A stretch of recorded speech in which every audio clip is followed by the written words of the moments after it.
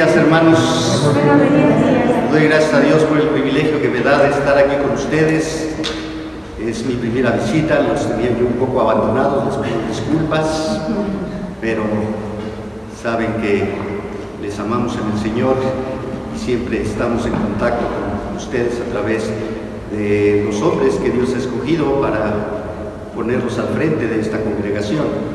Así es que los llevamos en nuestras oraciones y les traigo un saludo de la Iglesia Cristiana de la Gracia, de los pastores de ella. Vamos a empezar con la palabra del Señor. ¿Tienes el espíritu de la Navidad? Desde meses atrás, los centros comerciales nos empiezan a anunciar la temporada navideña. Septiembre, octubre, empiezan ya a colocar todos los muñitos, las luces y anunciar la temporada navideña. ¿Es esta temporada el espíritu de la Navidad? Y la respuesta es no. Tristemente, para el mundo, la Navidad es una temporada. Es una temporada de buenos deseos. Es una temporada donde por una noche dejamos atrás las diferencias.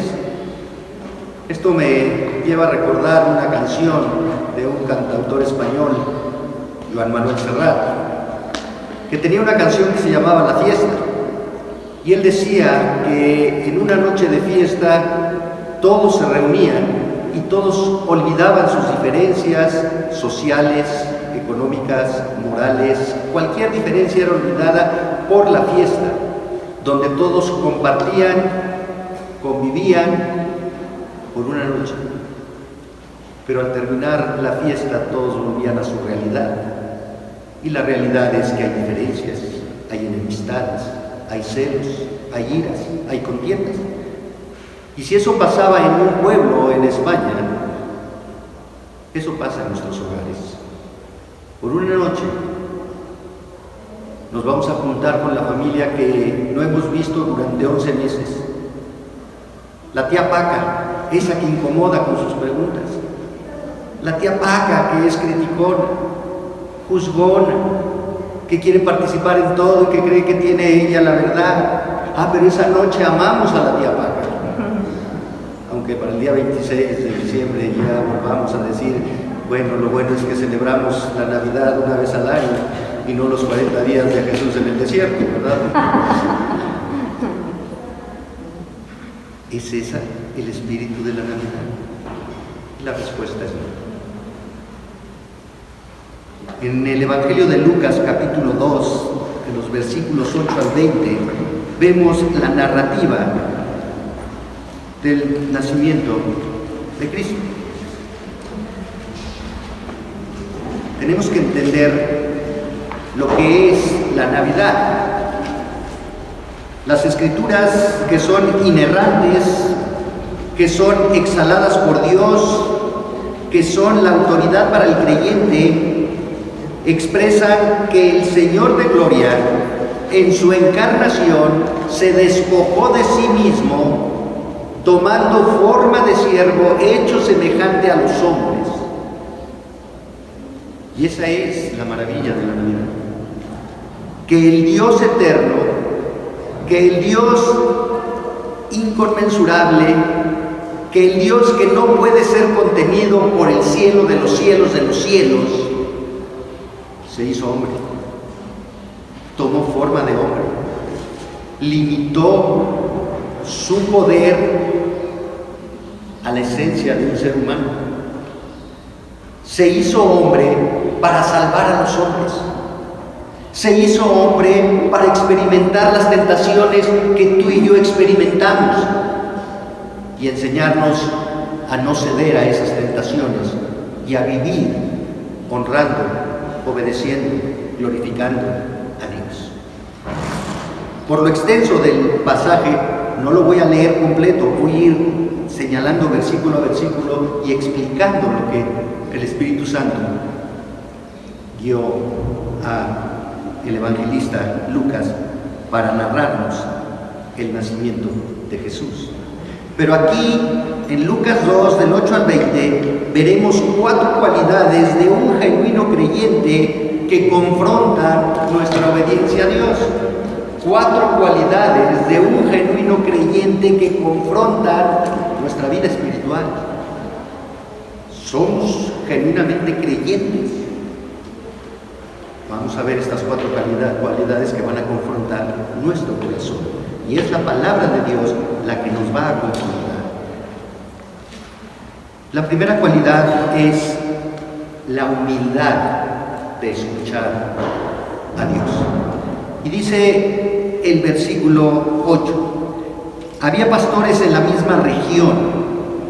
Literalmente, un pastor es una persona que cuida, que guía, que alimenta, que protege a las ovejas. Estos pastores se encontraban en la región de Belén. No estaban en Belén, pero estaban en esa región. Y la primera proclamación del hecho de que el Mesías había nacido fue hecha a los pastores. Los pastores eran el último peldaño del escalafón social en el pueblo judío. Eran hombres en los que no se podía confiar. Eran hombres que eran indeseables.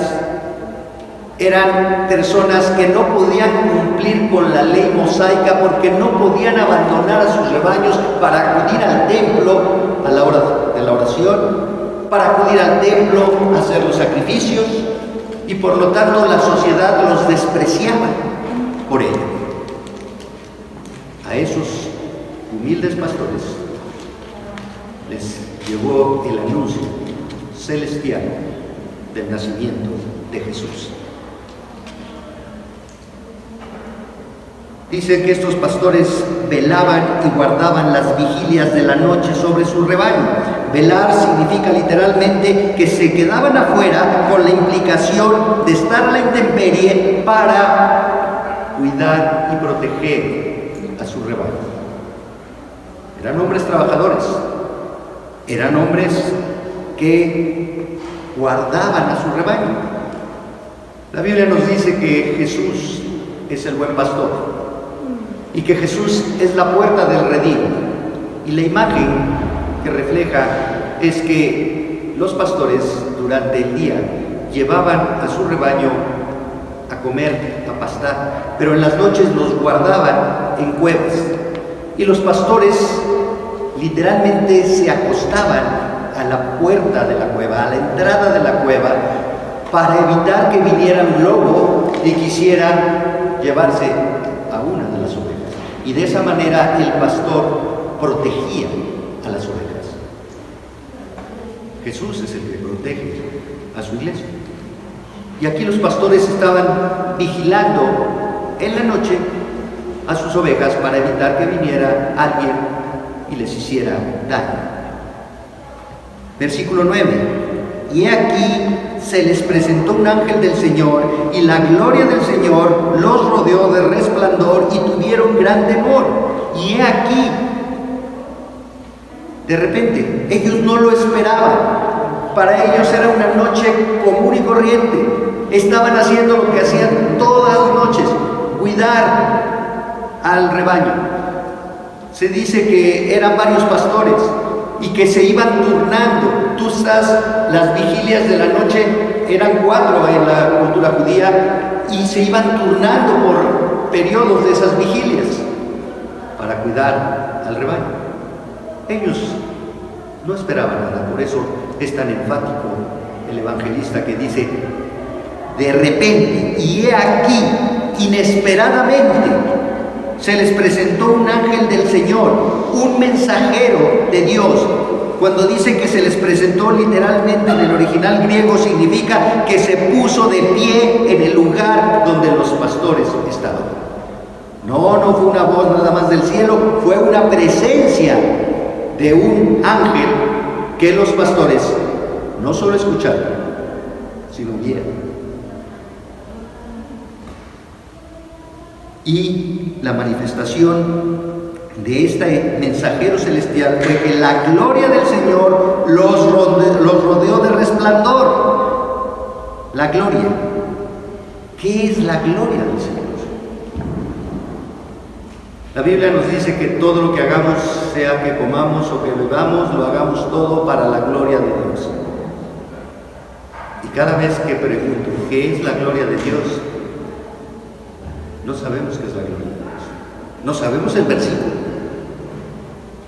Pero si un niño de 7, 8 años te dice, mamá, papá, abuelito, abuelita, ¿qué es la gloria de Dios? ¿Qué le vas a responder? La gloria de Dios significa la presencia de Dios. La presencia de Dios es manifiesta aquí a través de un resplandor, una luz sumamente brillante que rodea a los pastores. Un resplandor que manifiesta la pureza, la santidad, la grandeza, el poder, la autonomía, la soberanía, la presencia de Dios. La gloria del Señor es el Shekinah, la Shekinah que estaba en el templo, que separaba el lugar santo del lugar santísimo. La presencia de Dios era esa nube que guiaba al pueblo en el desierto. Es esa columna de fuego que hacía manifiesta la presencia de Dios en medio de su pueblo. Y aquí los ángeles, como enviados de Dios, son rodeados de la gloria, de la presencia de Dios. Y tuvieron gran temor. Un estado de temor, literalmente de terror. Imagínate tú,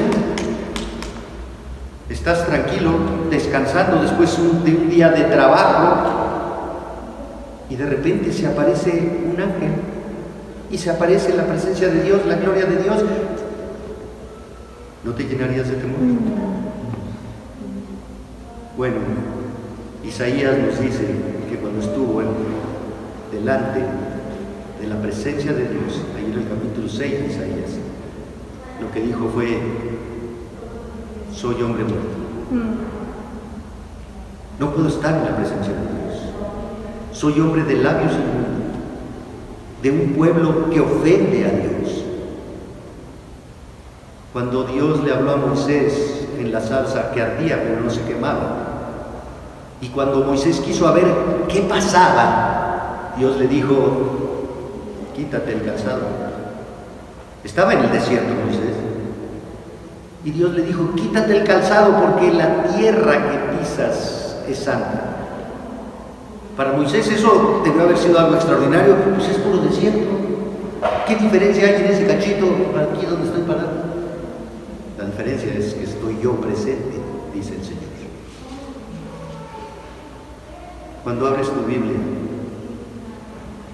tienes temor. Vas a estar en la presencia de Dios.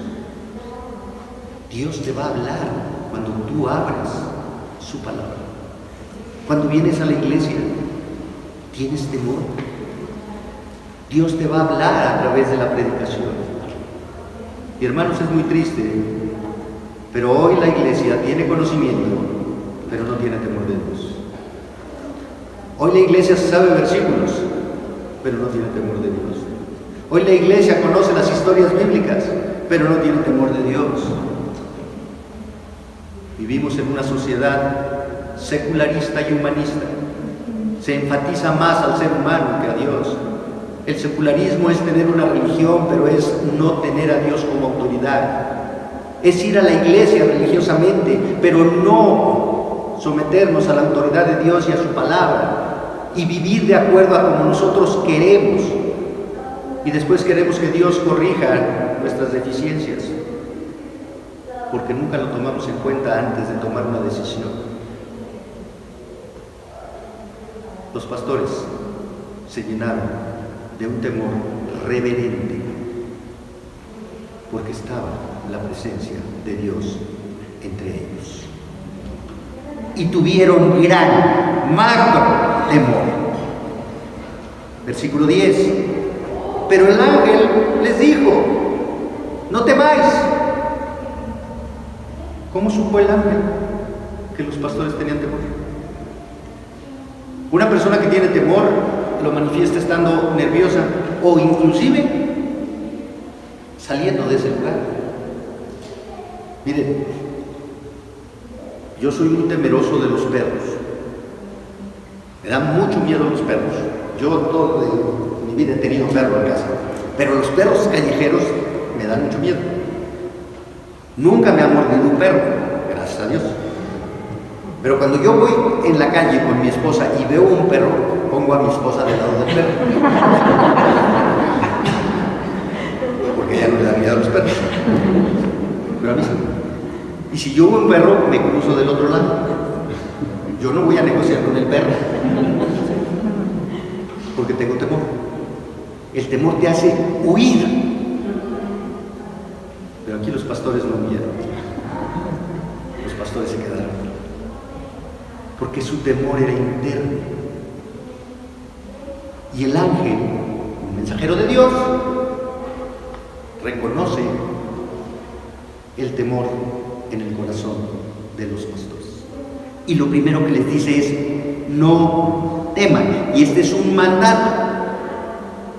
Y el mandato es: deje de estar nervioso tu corazón. Deja de temer. Y lo contrario a temer es confiar. Por lo tanto, les está diciendo el ángel: no teman, dejen de temer, estén tranquilos y confíen. Y les va a dar la razón para dejar de temer. Porque he aquí os doy nuevas de gran gozo. Dejen de temer, porque lo que les traigo, el mensaje que les traigo, es de gran gozo.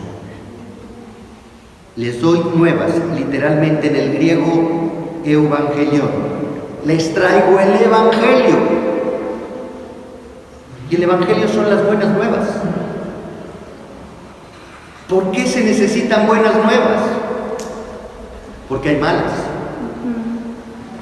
Y si no reconocemos que hay malas, nunca vamos a apreciar las buenas. Esto muestra que los pastores necesitaban esas buenas nuevas, porque los pastores tenían malas. Las malas es que eran pecadores, estaban separados de Dios, no porque fueran pastores, sino porque toda la raza humana, después del pecado de Adán y Eva, nace separada de Dios. En teología se llama depravación total. No hay nada en el ser humano que agrade a Dios, ni pensamientos, ni sentimientos, ni emociones, nada.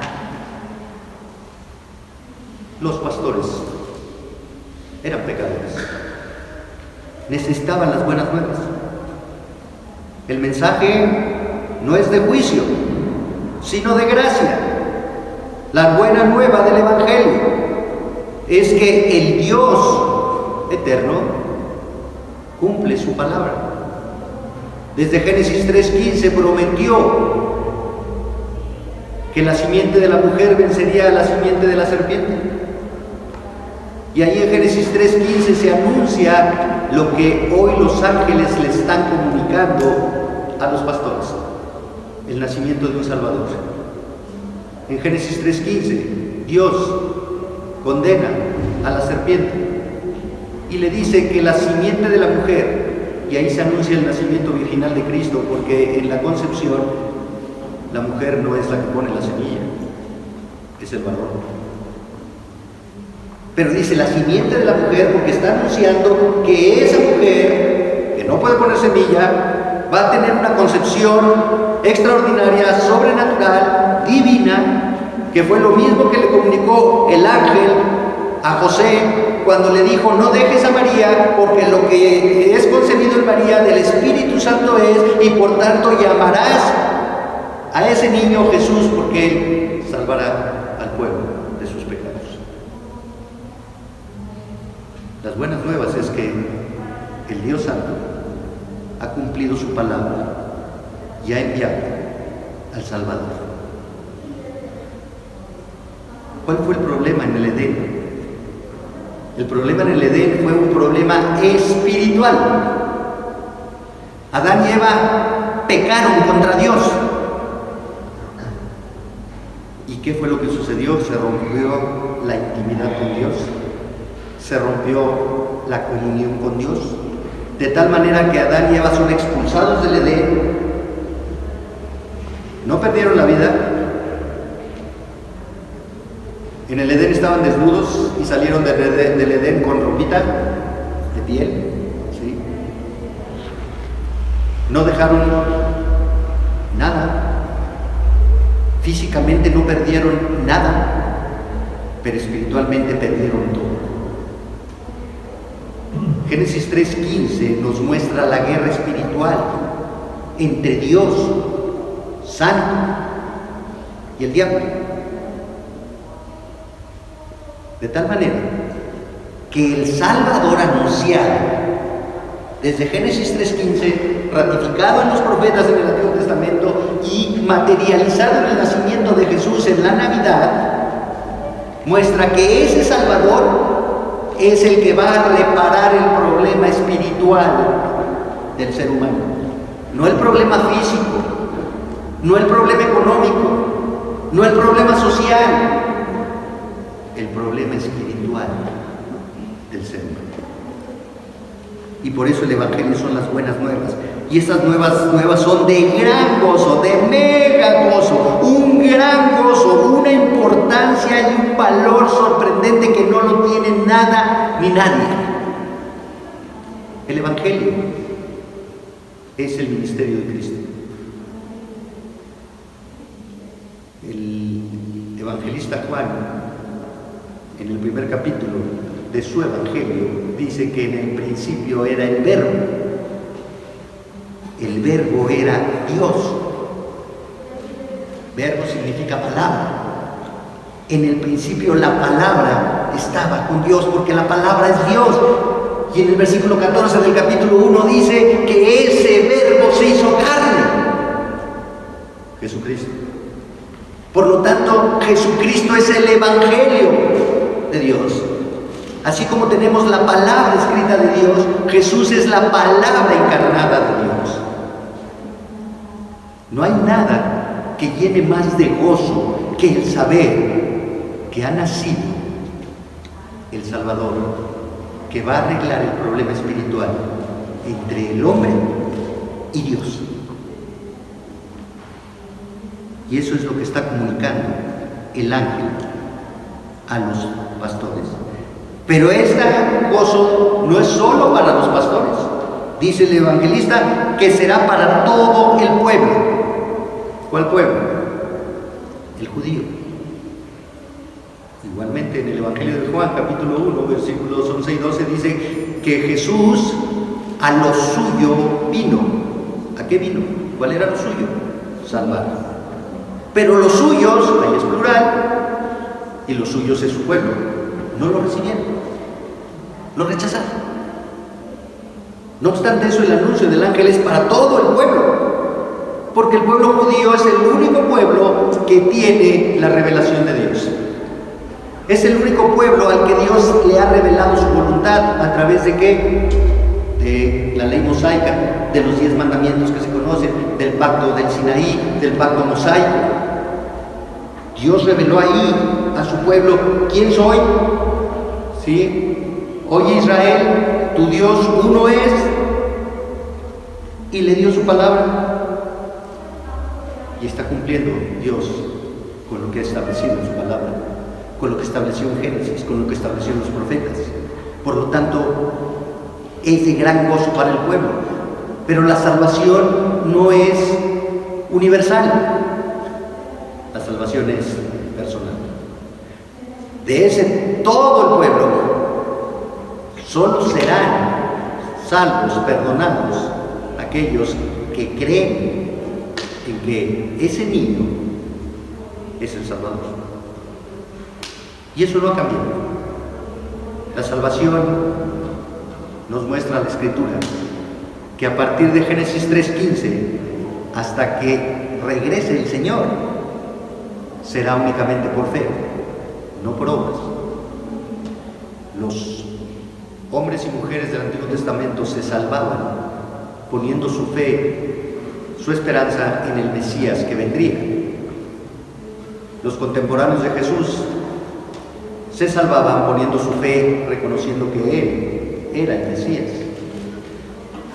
Y la Iglesia se salva creyendo que Jesús es el Mesías que ya vino, que murió en una cruz, que fue sepultado, que resucitó al tercer día, que ascendió al cielo y está sentado a la diestra del Padre y va a regresar como Rey de Reyes y Señor de Señores.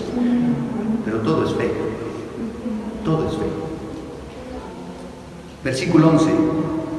¿Cuáles son las buenas nuevas de gran gozo? Que os ha nacido hoy, que hoy literalmente ha sido dado a luz.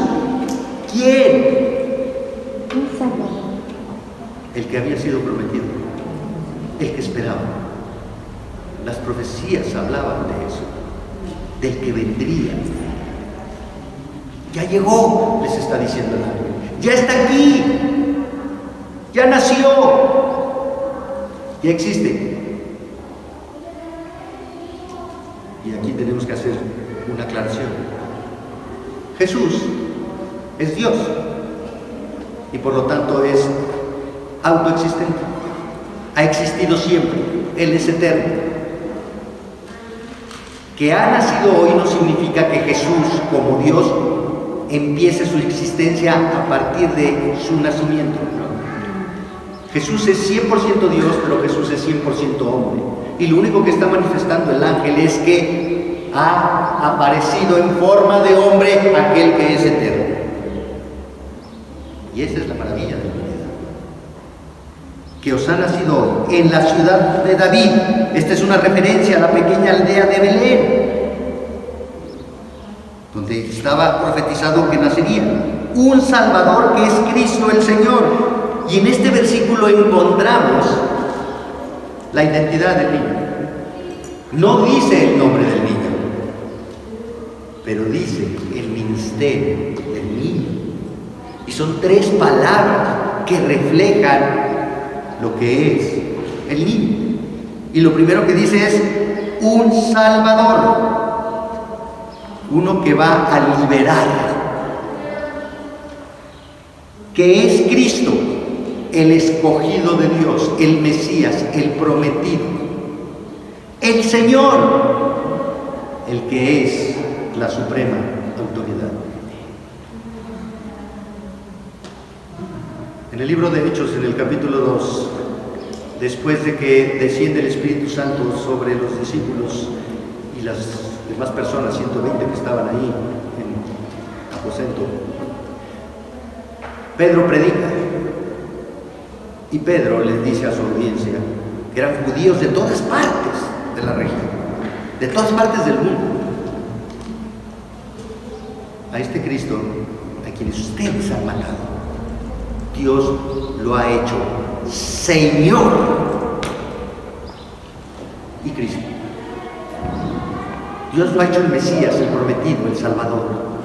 Dios lo ha establecido como la autoridad suprema.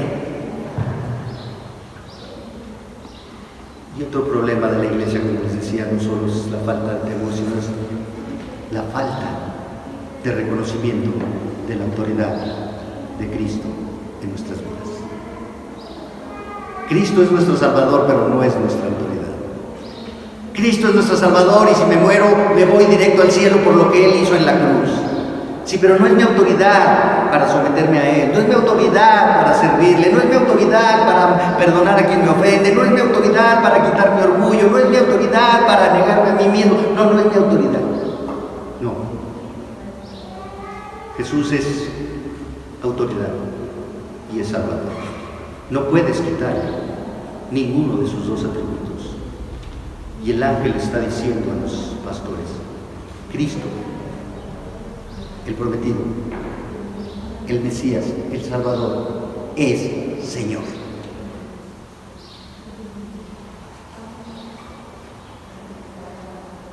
La descripción de Jesús como Salvador es adecuada, porque es la razón por la que nació, para salvar a su pueblo de sus pecados.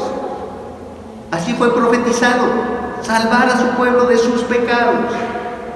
Los judíos lo rechazaron, no lo aceptaron porque esperaban un salvador político, un salvador económico que los sacara del imperio romano.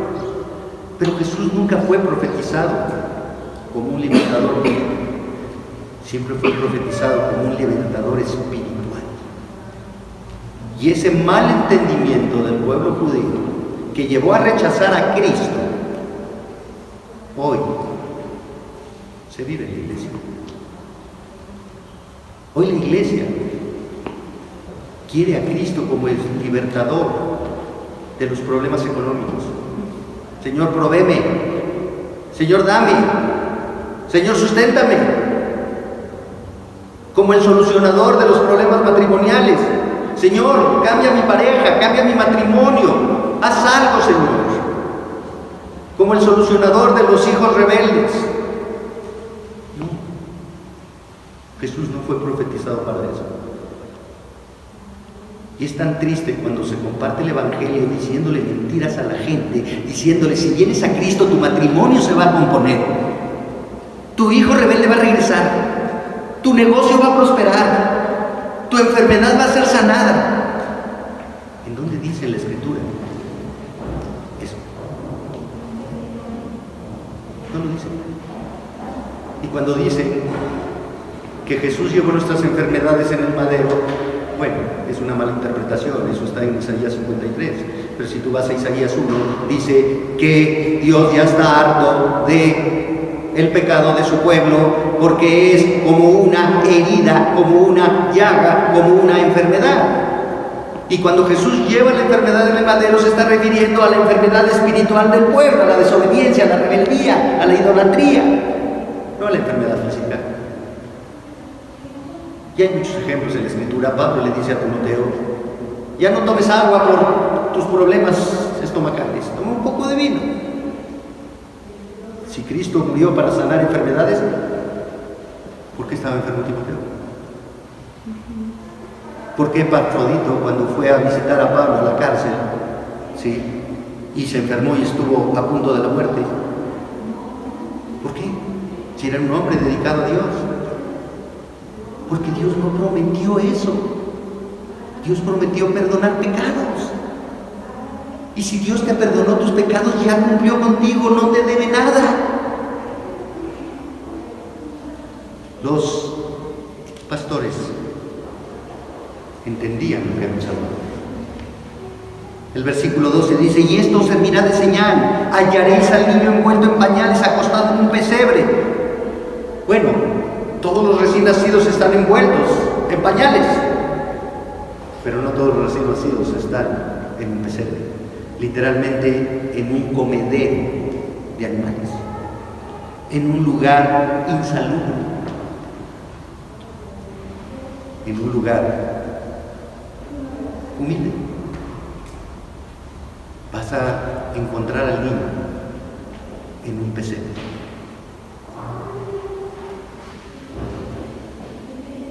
Versículo 13. Y repentinamente, otra vez, cuando no se esperaba, apareció con el ángel una multitud de las huestes celestiales que alababan a Dios.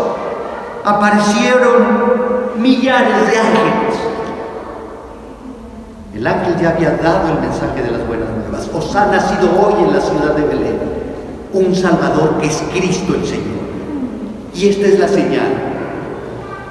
Y en ese momento, millares de ángeles se pararon donde estaba aquel ángel, delante de los pastores. ¿Y qué dijeron?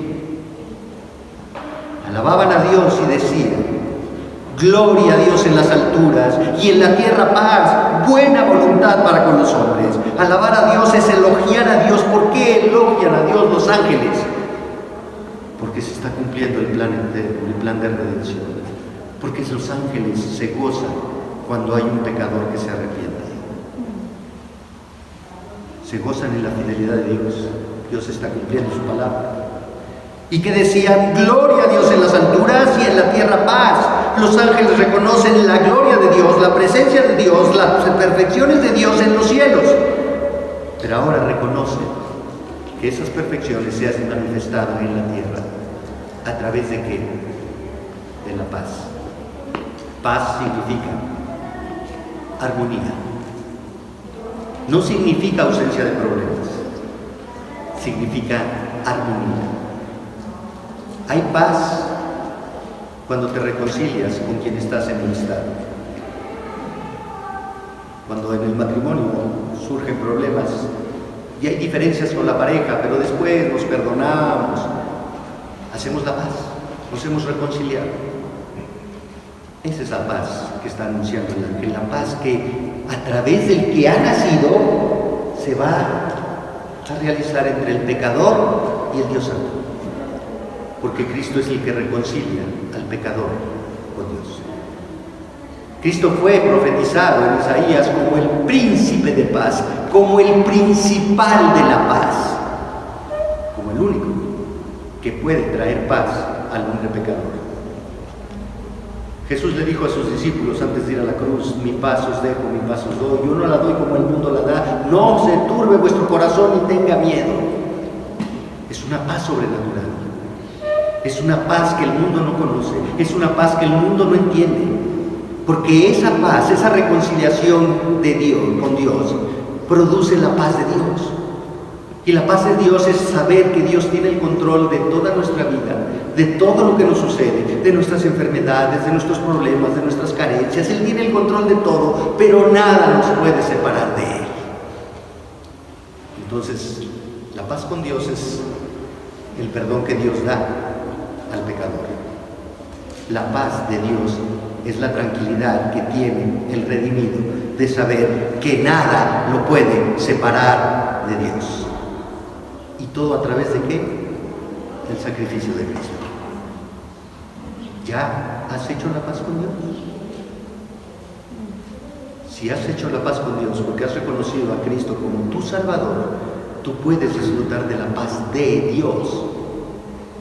En Filipenses dice: sean conocidas todas vuestras peticiones con acción de gracias, llévalo en oración y la paz de Dios gobernará tu corazón.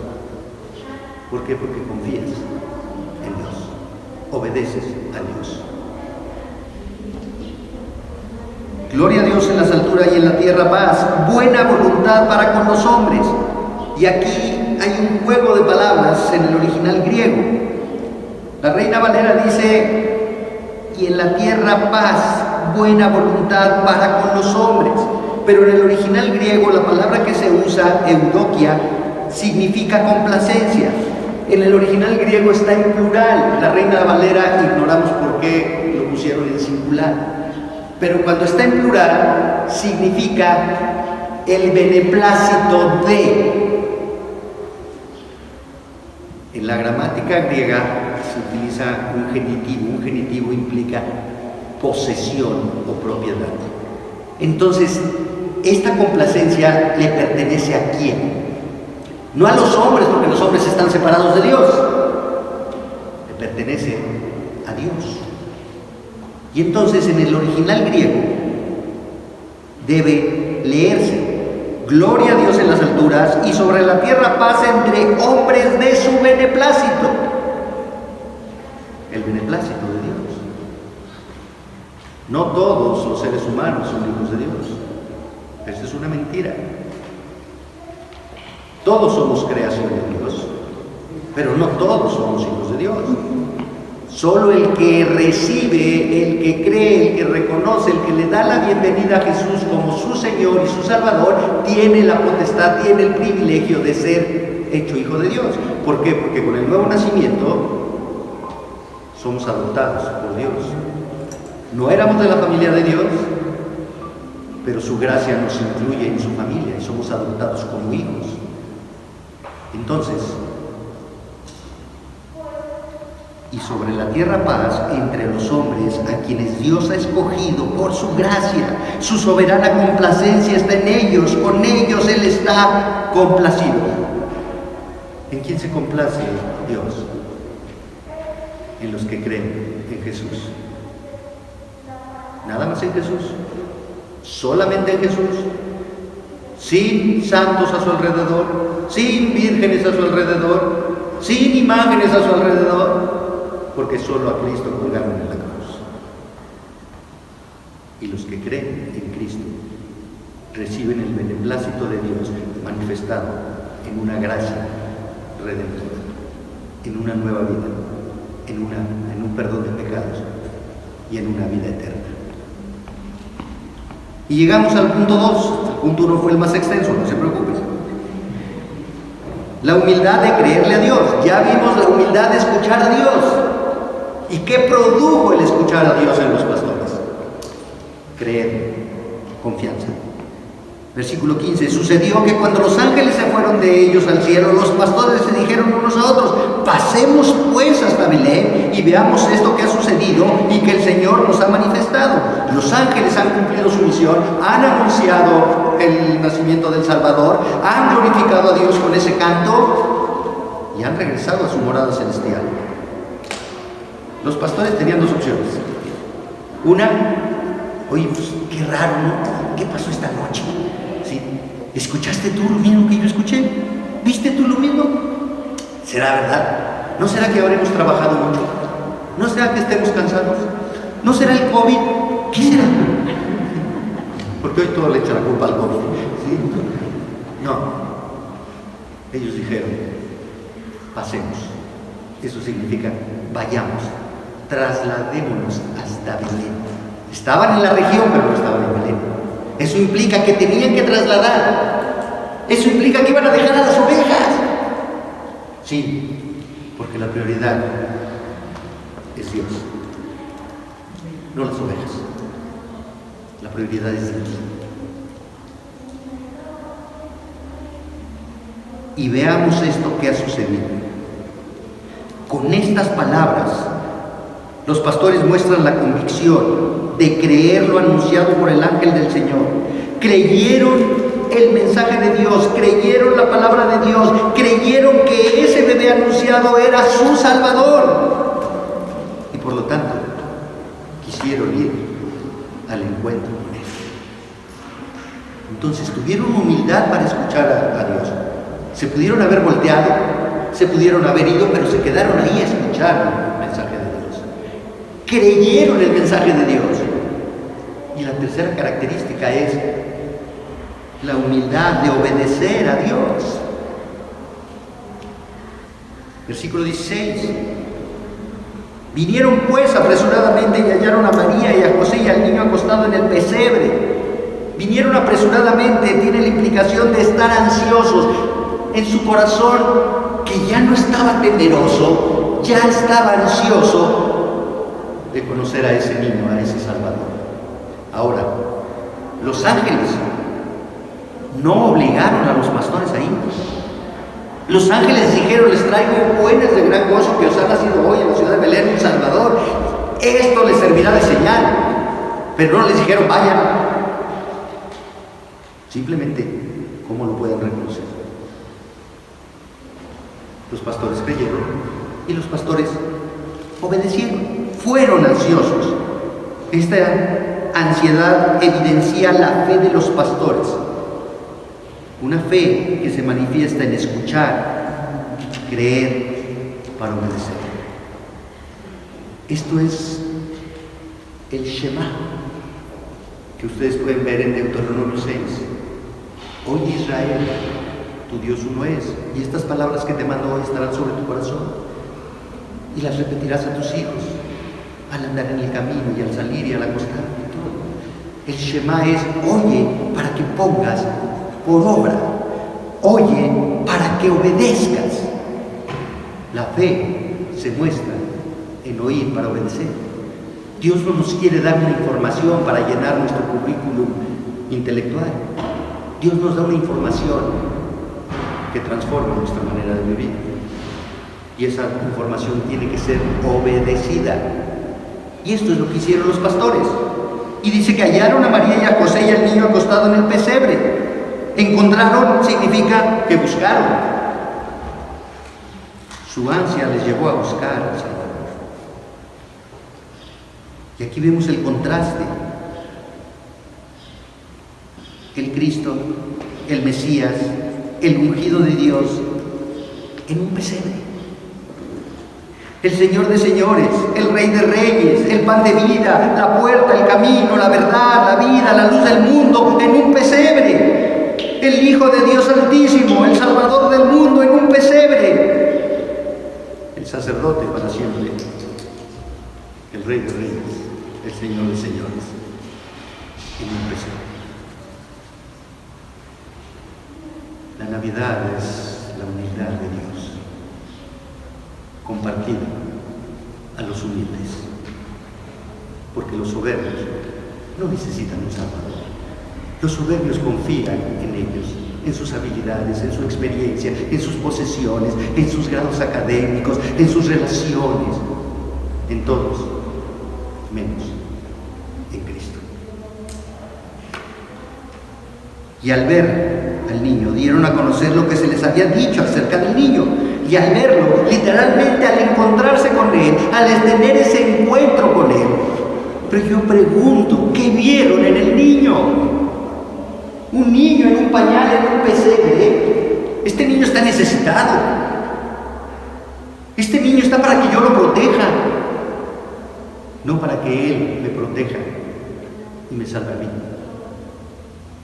¿Qué vieron los pastores? Vieron la fidelidad de Dios. Estos pastores conocían las profecías. Vieron la fidelidad de Dios. Vieron la misericordia de Dios. Vieron el amor de Dios. Vieron la santidad de Dios. Vieron el perdón de Dios en ese niño. Y es la misma imagen de ese niño 33 años después colgado de un madero, cuando el ladrón dice: acuérdate de mí cuando vengas en tu reino, porque tú eres Dios, porque tú eres el Mesías, tú eres el que me salva. Acuérdate de mí, porque tú vas a morir, vas a resucitar y vas a regresar como Dios, como Rey. Oye, ese que está colgado en el madero es mi Salvador. Es lo mismo que vio el ladrón: la santidad de Dios, el amor de Dios, el perdón de Dios. ¿Qué buscas tú en Dios?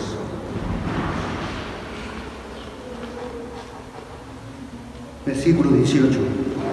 Y todos los que oyeron se maravillaron de que los pastores les decían. Y todos los que oyeron, los pastores se convirtieron en los primeros evangelistas de la Biblia. Contaron sin pena, sin vergüenza, lo que habían escuchado, lo que habían creído, lo que habían visto. Hombres que no eran confiables, eran pastores, indignos para una sociedad, pero no tuvieron vergüenza de decir lo que habían visto. ¿Cuántos cristianos son de la secreta que se avergüenzan de decir: soy cristiano, creo en Cristo? No hago eso porque soy creyente. Hace mucho tiempo que el Señor me libertó. Mi vida fue transformada y cambiada porque tuve un encuentro con Cristo.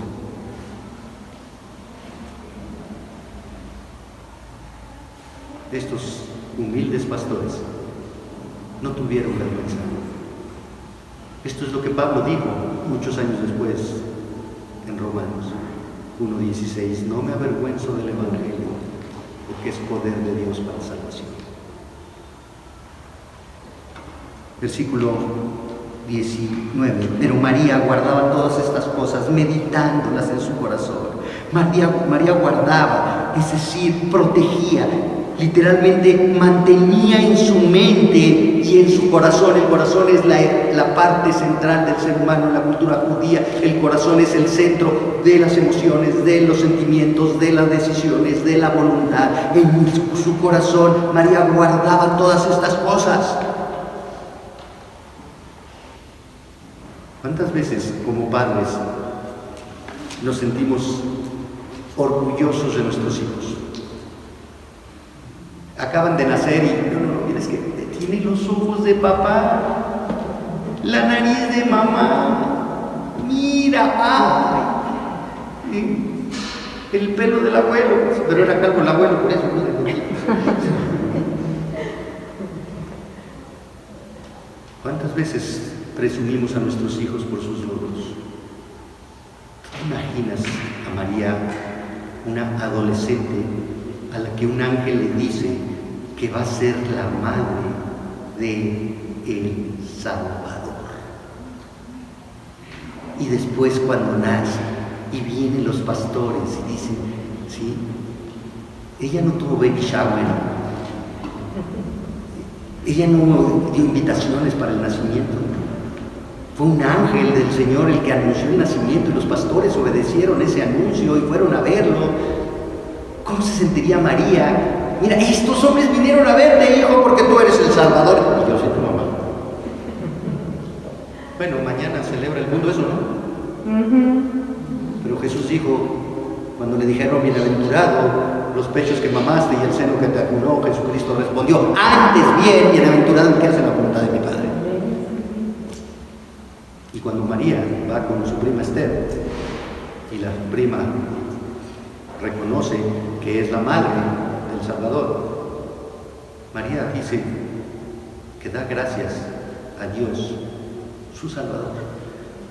Ella reconoce que es pecadora, porque reconoce la necesidad de un Salvador. Y con esas dos palabritas del Evangelio de Lucas se desmorona la Inmaculada María que quieren venderle al mundo. María ha guardado todas esas cosas con gozo, con reflexión. Nunca presumió, ostentó ser la madre de Jesús. Nunca. Mostró humildad.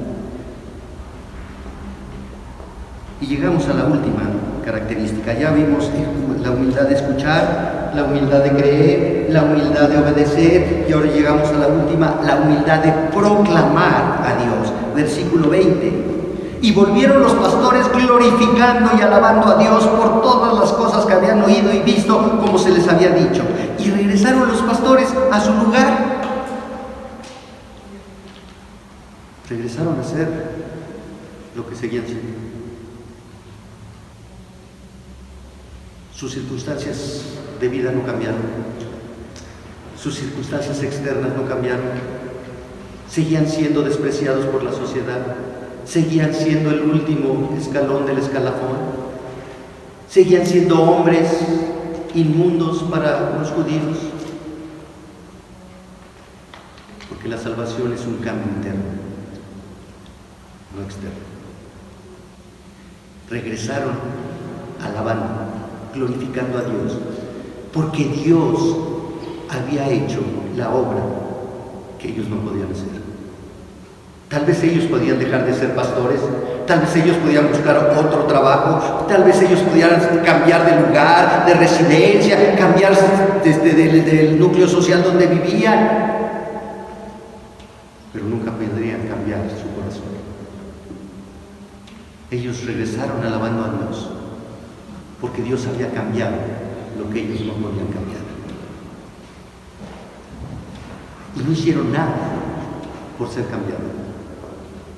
Simplemente, con humildad escucharon, con humildad creyeron, con humildad obedecieron y con humildad proclamaron las grandezas de Dios. ¿Tienes tú esas 4 características? ¿Ha Dios cambiado tu corazón? ¿Ha perdonado tus pecados? Él es tu Señor, tu autoridad y tu Salvador. ¿Escuchas con humildad su palabra? ¿Crees? ¿Confías en su palabra? Y por lo tanto, luchas por obedecer su palabra. Y en medio de la lucha con tu pecado, con tu concupiscencia, proclamas las grandezas del Señor a toda persona, aunque tus circunstancias de vida no hayan cambiado. Hermanos, si escuchamos la palabra, creemos la palabra, obedecemos la palabra, y proclamamos la palabra, nosotros podemos decir todos los días, feliz Navidad. ¿Por qué? Porque el espíritu de la Navidad no es una temporada. El espíritu de la Navidad es un estilo de vida. El espíritu de la Navidad es Cristo morando en nosotros. Y Cristo mora en nosotros porque su Santo Espíritu mora en el corazón del creyente. Si no tienes el espíritu de la Navidad, no tienes perdón de pecados, no tienes vida eterna. Y Dios te da la oportunidad de arrepentirte, de reconocer que estás viviendo con una religión, pero sin una relación. Y la religión no salva. Los judíos eran un pueblo religioso, pero no eran un pueblo salvo. Arrepiéntete de tus pecados. Pídele perdón a Dios porque lo has ofendido. Y reconoce con humildad que solo en Cristo hay perdón de pecados y vida eterna. Y entonces podrás tener el Espíritu de Dios por toda la eternidad. Oremos, hermanos. Dios bendito, te alabamos, te bendecimos y te damos gracias por tu palabra, Señor, por la fidelidad de tu palabra. Nos muestras en ella el cumplimiento de tu voluntad, Señor. Y en tu voluntad estaba proveer un Salvador, tu Hijo, a quien no negaste, a quien encarnaste, a quien sacrificaste, para que nosotros no fuéramos sacrificados. Señor, hoy te pedimos perdón por vivir con una religión, con un conocimiento bíblico que sin obediencia nos condena, Señor. Hoy queremos pedirte perdón por nuestro orgullo, por nuestra falta de humildad, por nuestro resentimiento, por nuestro rencor, por confiar más en las cosas materiales que en ti, por no entender que eres un Salvador espiritual y no material, ni político, ni económico. Señor, danos un corazón humilde para reconocer que te necesitamos. Danos un corazón valiente para reconocer y confesar los pecados. Danos un corazón dócil para dejarnos guiar por tu Espíritu, para hacer tu voluntad. Y que podamos proclamar no solo esta Navidad, sino todos los días de nuestra vida, que solo tú eres Señor y Cristo. Amén. Que Dios les bendiga, hermanos.